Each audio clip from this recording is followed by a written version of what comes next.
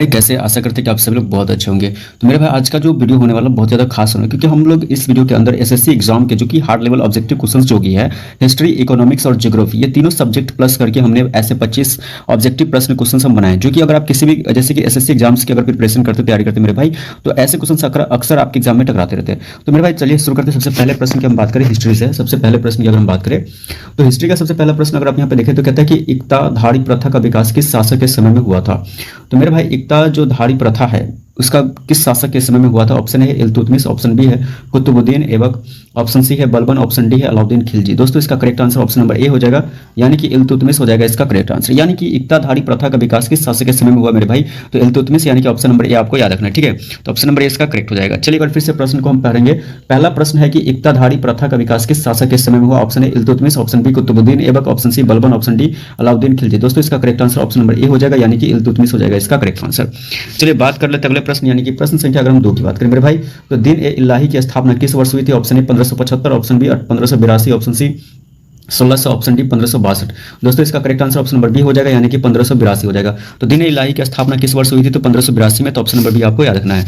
चलिए बात कर लेते हैं अगले प्रश्न, यानी कि प्रश्न संख्या अगर हम 3 की बात करें तो पानीपत का प्रथम युद्ध किनके बीच हुआ था। पानीपत का ये बहुत इंपॉर्टेंट प्रश्न है भाई, एसएससी में बहुत बार पूछा भी गया। पानीपत का प्रथम युद्ध किसके बीच में हुआ था। ऑप्शन ए बाबर और इब्राहिम लोदी, ऑप्शन बी है अकबर और हेमू, ऑप्शन सी है बाबर और राणा सांगा, ऑप्शन डी है शेर शाह और हुमायूं। तो दोस्तों इसका correct answer option number A हो जाएगा, यानी कि बाबर और इब्राहिम लोदी हो जाएगा मेरे भाई। ठीक है, तो मेरे भाई पानीपत का जो प्रथम युद्ध है वो किनके बीच हुआ था, तो बाबर और इब्राहिम लोदी के बीच हुआ था। ऑप्शन नंबर ए आपको याद रखना है, करेक्ट हो जाएगा। तो चलिए एक बार फिर से प्रश्न को हम लोग रीड करेंगे कि पानीपत का प्रथम युद्ध किनके बीच हुआ था। ऑप्शन ए बाबर और इब्राहिम लोदी, ऑप्शन बी अकबर और हेमू, ऑप्शन सी है बाबर और राणा सांगा, ऑप्शन डी है शेर शाह और हुमायूं। तो दोस्तों इसका करेक्ट आंसर ऑप्शन नंबर क्या हो जाएगा, ए हो जाएगा, यानी कि बाबर और इब्राहिम लोदी हो जाएगा इसका करेक्ट आंसर। ठीक है मेरे भाई, तो चलिए अगले प्रश्न की बात करते हैं मेरे भाई। बहुत ही खास, यानी कि बहुत ही 100% आपको गारंटी है, ये मैं फेंकने वाली बात नहीं मेरे भाई, जो फेंकने वाला काम ही नहीं होता। ठीक है, तो आपका भाई हमेशा फेंकने वाला वीडियो नहीं लेकर के आते, ऐसा भी फेक नहीं आता। आप मिला सकते हो ऐसे क्वेश्चन जो आप देखो तो एसएससी में पूछे गए। साइमन कमीशन भारत कब आया। ऑप्शन ए 1925, ऑप्शन बी है 1927, ऑप्शन सी 1928, ऑप्शन डी 1930। दोस्तों इसका correct answer option number C हो जाएगा, यानी कि 1928 हो जाएगा मेरे भाई। ठीक है, तो साइमन कमीशन भारत कब आया, तो 1928 में। तो ऑप्शन नंबर सी आपको याद रखना है। चलिए एक बार फिर से हम क्या करेंगे, प्रश्न पढ़ेंगे। साइमन कमीशन भारत कब आया। Option A 1925, option B 1927, option C 1928, option D 1930। दोस्तों इसका correct answer option number C होगा, यानी कि 1928 हो जाएगा। चलिए ठीक है, अगले प्रश्न की हम बात करें तो अगला प्रश्न है कि भारत छोड़ो आंदोलन का प्रस्ताव कहां पारित हुआ। तो भारत छोड़ो आंदोलन का प्रस्ताव option A Lahore, option B Mumbai, option C Allahabad, option D Delhi. तो मेरे भाई इसका करेक्ट आंसर क्या हो जाएगा, ऑप्शन नंबर बी हो जाएगा, यानी कि मुंबई हो जाएगा। तो भारत छोड़ो आंदोलन का प्रस्ताव कहां पारित हुआ, तो मुंबई में। तो ऑप्शन नंबर बी मेरे भाई आपको याद रखना है, ऑप्शन नंबर बी यानी मुंबई। ठीक है, तो भारत छोड़ो आंदोलन का प्रस्ताव कहां पारित हुआ, तो मुंबई में। तो ऑप्शन नंबर बी आपको याद रखना है। चलिए बात कर लेते हैं अगले प्रश्न, यानी कि अगले प्रश्न की अगर हम बात करें तो अगला प्रश्न है कि किस गवर्नर जनरल ने अस्थायी बंदोबस्त लागू किया। तो किस गवर्नर जनरल ने अस्थायी बंदोबस्त लागू किया। Option A Lord Cornwallis, option B Lord Dalhousie, option C Lord Wellesley, option D है लॉर्ड रिपन। दोस्तों इसका correct answer option number A हो जाएगा, यानी कि लॉर्ड कॉर्नवालिस हो जाएगा इसका करेक्ट आंसर मेरे भाई। ठीक है, तो किस गवर्नर जनरल ने अस्थायी बंदोबस्त लागू किया, तो ऑप्शन नंबर ए यानी कि लॉर्ड कॉर्नवालिस हो जाएगा इसका करेक्ट आंसर। चलिए एक बार फिर से हम क्या करेंगे, प्रश्न को पढ़ेंगे। किस गवर्नर जनरल ने अस्थायी बंदोबस्त लागू किया। Option A Lord Cornwallis, option B Lord Dalhousie, option C Lord Wellesley, option D Lord Ripon. तो इसका करेक्ट आंसर हो जाएगा ऑप्शन नंबर ए हो जाएगा, लॉर्ड कॉर्नवालिस हो जाएगा इसका करेक्ट आंसर। चलिए बात कर लेते हैं अगले प्रश्न। तो मेरे भाई अगला प्रश्न है कि वेदों की ओर लौटो का नारा किसने दिया। तो वेदों की ओर लौटो का नारा किसने दिया। Option A Vivekananda, option B Dayanand Saraswati, option C Raja Ram Mohan Roy, option D Aurobindo Ghosh. तो मेरे भाई इसका correct answer option number B हो जाएगा, यानी कि दयानंद सरस्वती हो जाएगा।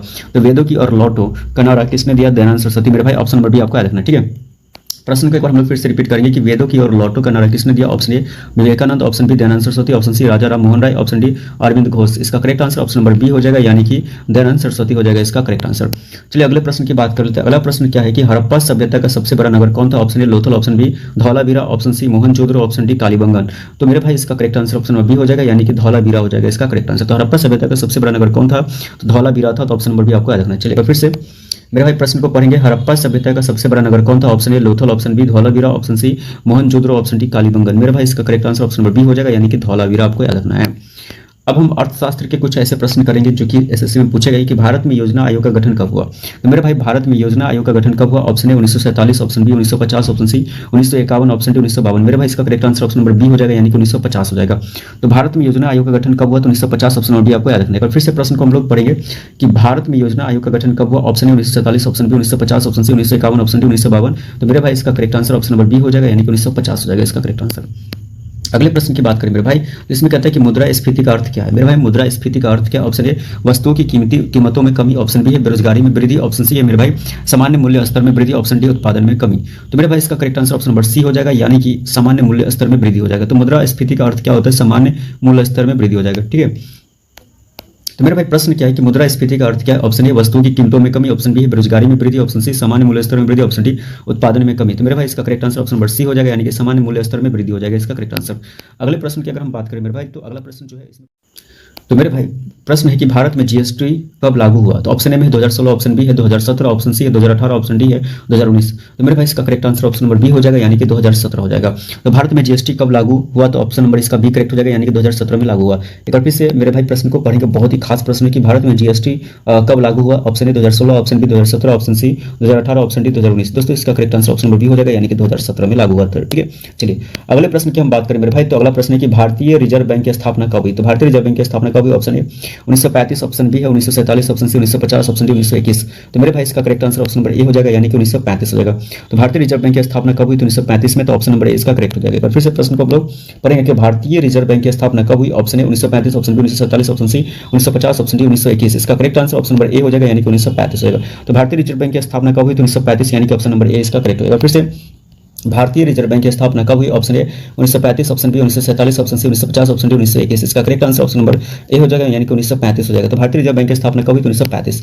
अगले प्रश्न की अगर हम बात करें मेरे भाई, तो अगला प्रश्न है कि रेपो रेट कौन निर्धारित करता है? तो रेपो रेट कौन निर्धारित करता है? ऑप्शन ए वित्त मंत्रालय, ऑप्शन बी संसद, ऑप्शन सी है आरबीआई, ऑप्शन डी है एसईबीआई। तो दोस्तों इसका correct answer option number C होता है, यानी कि आरबीआई होता है मेरे भाई इसका करेक्ट आंसर। तो रेपो रेट कौन निर्धारित करता है? तो ऑप्शन नंबर सी, यानी कि आरबीआई। तो एक बार फिर से हम क्या करेंगे, प्रश्न को पढ़ेंगे कि रेपो रेट कौन निर्धारित करता है? ऑप्शन ए वित्त मंत्रालय, ऑप्शन बी संसद, option C RBI, option D SEBI. तो मेरे भाई इसका correct answer option number C हो जाएगा, यानी कि आरबीआई हो जाएगा इसका करेक्ट आंसर। चलिए बात कर लेते हैं अगले प्रश्न, यानी कि प्रश्न की बात करें तो राष्ट्रीय आय की गणना में कौन सी पद्धति नहीं है? तो राष्ट्रीय आय की गणना में कौन सी पद्धति नहीं है मेरे भाई? तो ऑप्शन ए आय की पद्धति, ऑप्शन बी है व्यय पद्धति, ऑप्शन सी उत्पादन पद्धति, ऑप्शन डी है जनसंख्या पद्धति। तो इसका correct answer option number D हो जाएगा, यानी कि जनसंख्या पद्धति हो जाएगा इसका करेक्ट आंसर। प्रश्न के एक बार हम लोग फिर से पढ़ेंगे, राष्ट्रीय आय की गणना में कौन सी पद्धति नहीं है? ऑप्शन ए आय पद्धति, ऑप्शन बी है व्यय पद्धति, ऑप्शन सी है उत्पादन पद्धति, ऑप्शन डी है जनसंख्या पद्धति। तो इसका correct answer option number D हो जाएगा, यानी कि जनसंख्या पद्धति हो जाएगा इसका करेक्ट आंसर। बात कर लेते हैं अगले प्रश्न, यानी कि अगले प्रश्न की अगर हम बात करें तो हरित क्रांति का संबंध किससे है? तो हरित क्रांति का संबंध किससे? ऑप्शन ए दुग्ध उत्पादन, ऑप्शन बी खाद्यान्न उत्पादन, ऑप्शन सी उद्योग, ऑप्शन डी बैंकिंग। तो मेरे भाई इसका correct answer option number B हो जाएगा, यानी कि खाद्यान्न उत्पादन हो जाएगा इसका करेक्ट आंसर। तो हरित क्रांति का संबंध किससे है? तो खाद्यान्न उत्पादन से। तो ऑप्शन नंबर बी आपको याद रखना है। फिर से मेरे भाई हरित क्रांति का संबंध किससे है? ऑप्शन ए दुग्ध उत्पादन, ऑप्शन बी खाद्यान्न उत्पादन, ऑप्शन सी उद्योग, ऑप्शन डी बैंकिंग। इसका correct answer option number B हो जाएगा, यानी कि खाद्यान्न उत्पादन हो जाएगा इसका करेक्ट आंसर। अगले प्रश्न की अगर हम बात करें तो अगला प्रश्न पूछा है कि मानव विकास सूचकांक किस संस्था द्वारा जारी किया जाता है? मानव विकास सूचकांक किस संस्था द्वारा जारी किया जाता है? Option A IMF, option B विश्व bank, option C UNDP, option D WTO. इसका correct answer option number C हो जाएगा, यानी कि यूएनडीपी हो जाएगा इसका करेक्ट आंसर। तो मानव विकास सूचकांक किस संस्था द्वारा जारी किया जाता है? तो ऑप्शन नंबर सी, यानी कि यूएनडीपी हो जाएगा इसका करेक्ट आंसर। तो फिर से हम प्रश्न को पढ़ेंगे कि मानव विकास सूचकांक किस संस्था द्वारा जारी किया जाता है? Option A IMF, option B विश्व bank, option C UNDP, option D है डब्ल्यूटीओ। तो मेरे भाई इसका correct answer option number C होगा, यानी कि यूएनडीपी हो जाएगा इसका करेक्ट आंसर। अगले प्रश्न की मेरे भाई बात कर लेते हैं कि भारत का सबसे बड़ा डेल्टा कौन सा है? Option A Mahanadi delta, option B Sundarban delta, option C Godavari delta, option D Krishna delta. तो मेरे भाई इसका correct answer option number D हो जाएगा, यानी कि सुंदरबन डेल्टा हो जाएगा इसका करेक्ट आंसर। भारत का सबसे बड़ा डेल्टा कौन सा है? तो सुंदरबन डेल्टा है। एक बार फिर से हम प्रश्न को पढ़ेंगे कि भारत का सबसे बड़ा डेल्टा कौन सा? Option A Mahanadi delta, option B Sundarban delta, option C Godavari delta, option D Krishna delta. तो मेरे भाई इसका correct answer option number B हो जाएगा, यानी कि सुंदरबन डेल्टा हो जाएगा इसका करेक्ट आंसर। तो मेरे भाई अगले प्रश्न की हम बात कर लेते हैं कि दक्कन का पठार किस प्रकार का पठार है? ऑप्शन ए अवसादी, ऑप्शन बी ज्वालामुखी, ऑप्शन सी हिमानी, ऑप्शन डी कास्ट। तो इसका correct answer option number B हो जाएगा, यानी कि ज्वालामुखी हो जाएगा मेरे भाई इसका करेक्ट आंसर। तो दक्कन का पठार किस प्रकार का पठार है? तो इसका ज्वालामुखी है, यानी कि ऑप्शन नंबर बी इसका करेक्ट हो जाएगा मेरे भाई। ठीक है, फिर से प्रश्न को पढ़ेंगे कि दक्कन का पठार किस प्रकार का पठार है? ऑप्शन ए अवसादी, ऑप्शन बी ज्वालामुखी, ऑप्शन सी हिमानी, ऑप्शन डी कार्स्ट। इसका correct answer option number B हो जाएगा मेरे भाई, यानी कि ज्वालामुखी हो जाएगा। चलिए बात कर लेते हैं अगले प्रश्न की अगर हम बात करें तो इसमें पूछा है कि पृथ्वी की सबसे अंदरूनी परत कौन सी है? Option A mantle, option B crust, option C core, option D स्थल मंडल। तो मेरे भाई इसका correct answer option number C हो जाएगा, यानी कि कोर हो जाएगा। तो पृथ्वी की सबसे अंदरूनी परत कौन सी है? तो कोर है। तो ऑप्शन नंबर सी आपको याद रखना है। चलिए फिर से प्रश्न को हम लोग पढ़ेंगे कि पृथ्वी की सबसे अंदरूनी परत कौन सी है। Option A mantle, option B crust, option C core, option D स्थल मंडल। तो इसका correct answer option number C हो जाएगा, यानी कि कोर हो जाएगा इसका करेक्ट आंसर। चलिए बात कर लेते हैं अगले प्रश्न में भाई, जो कि बहुत ही एसएससी में पूछे जाने वाले प्रश्न है कि भारत में सबसे अधिक वर्षा किस राज्य में होती है। बहुत basic question. Option A Assam, option B Meghalaya, option C Kerala, option D Paschim Bangal. तो मेरे भाई इसका correct answer option number B होगा, यानी कि मेघालय। आपको याद रखना है कि भारत में सबसे अधिक वर्षा किस राज्य में होती है, तो मेघालय में होती है मेरे भाई। तो मेघालय आपको याद रखना है। फिर से हम प्रश्न को पढ़ेंगे कि भारत में सबसे अधिक वर्षा किस राज्य में होती है। Option A Assam, option B Meghalaya, option C Kerala, option D Paschim Bangal. तो मेरे भाई इसका correct answer option number B होगा, यानी कि मेघालय हो जाएगा इसका करेक्ट आंसर। अगले प्रश्न की अगर हम बात करें मेरे भाई, तो प्रश्न पूछा है कि एल नीनो का संबंध किससे है। ऑप्शन ए भूकंप, ऑप्शन बी समुद्री तापमान, ऑप्शन सी ज्वालामुखी, ऑप्शन डी हिमनद। तो मेरे भाई इसका correct answer option number B हो जाएगा, यानी कि समुद्री तापमान हो जाएगा। तो एल नीनो का संबंध किससे है, तो समुद्री तापमान, यानी कि ऑप्शन नंबर बी से करेक्ट हो जाएगा। ठीक है, तो ऑप्शन नंबर बी आपको याद रखना है, समुद्री तापमान। एक बार फिर से मेरे भाई, एल नीनो का संबंध किससे। ऑप्शन ए भूकंप, ऑप्शन बी समुद्री तापमान, ऑप्शन सी ज्वालामुखी, ऑप्शन डी हिमनद। तो मेरे भाई इसका correct answer option number B हो जाएगा, यानी कि समुद्री तापमान हो जाएगा इसका करेक्ट आंसर मेरे भाई। ठीक है, चलिए बात कर लेते हैं अगले प्रश्न, यानी कि अगले प्रश्न की अगर हम बात करें तो कर्क रेखा भारत के कितने राज्यों से गुजरती है। Option A 6, option B 7, option C 8, option D 9। तो मेरे भाई इसका correct answer option number C हो जाएगा, यानी कि 8 हो जाएगा। ठीक है, तो 8 से गुजरती है, यानी कर्क रेखा भारत के कितने राज्यों से गुजरती है, तो 8 राज्यों से गुजरती है मेरे भाई। ठीक है, प्रश्न क्या है कि कर्क रेखा भारत के कितने राज्यों से गुजरती है। Option A 6, option B 7, option C 8, option D 9। तो मेरे भाई इसका correct answer option number C हो जाएगा, यानी कि 8 राज्यों से होकर के गुजरती है। अगले प्रश्न की अगर हम बात करें मेरे भाई, तो प्रश्न क्या पूछा है कि भारत का सबसे लंबा राष्ट्रीय राजमार्ग कौन सा है। ठीक है, तो ऑप्शन ए में है NH 44, ऑप्शन बी है NH 27, ऑप्शन सी है NH 19, ऑप्शन डी NH 48। तो मेरे भाई इसका correct answer option number A हो जाएगा, यानी कि NH 44 हो जाएगा इसका करेक्ट आंसर। तो भारत का सबसे लंबा राष्ट्रीय राजमार्ग कौन सा है, तो NH 44 आपको याद रखने का। फिर से हम क्या करेंगे, प्रश्न को पढ़ेंगे जो कि बहुत ही खास है कि भारत का सबसे लंबा राष्ट्रीय राजमार्ग कौन सा है। ऑप्शन ए में है NH 44, option B NH 27, option C है NH 19, ऑप्शन डी है NH 48। तो मेरे भाई इसका correct answer option number A हो जाएगा, यानी कि NH 44 हो जाएगा इसका करेक्ट आंसर।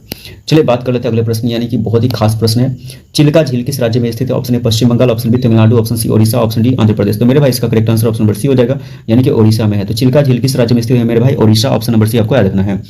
चलिए फिर से क्या करेंगे, इसको पढ़ेंगे, चिल्का झील किस राज्य में स्थित है। Option A Paschim Bangal, option B Tamil Nadu, option C Odisha, option D Andhra Pradesh. तो मेरे भाई इसका correct answer option number C हो जाएगा, यानी कि ओडिशा हो जाएगा इसका करेक्ट आंसर। इस वीडियो का सबसे लास्ट प्रश्न है मेरे भाई, अगर अभी तक मेरे चैनल को सब्सक्राइब नहीं किया, सपोर्ट नहीं किया, तो अपने भाई को जरूर सपोर्ट करें, चैनल को सब्सक्राइब करें, क्योंकि आपका भाई आपके लिए हमेशा ऐसे ही जीके जीएस से संबंधित वीडियोस लेकर के आता रहता है, जो कि आपके किसी भी कंपटीशन एग्जाम की आप तैयारी करते हैं, तो आपके लिए हम हमेशा ऐसे वीडियोस लेकर के आते हैं। ठीक है, इस वीडियो का सबसे लास्ट प्रश्न है कि विश्व की सबसे बड़ी गर्म मरुभूमि कौन सी। Option A Gobi, option B Kalahari, option C Sahara, option D था। तो मेरे भाई इसका correct answer option number C हो जाएगा, यानी कि सहारा हो जाएगा इसका करेक्ट आंसर। तो चलिए मिलते हैं नेक्स्ट वीडियो के लिए, बाय बाय।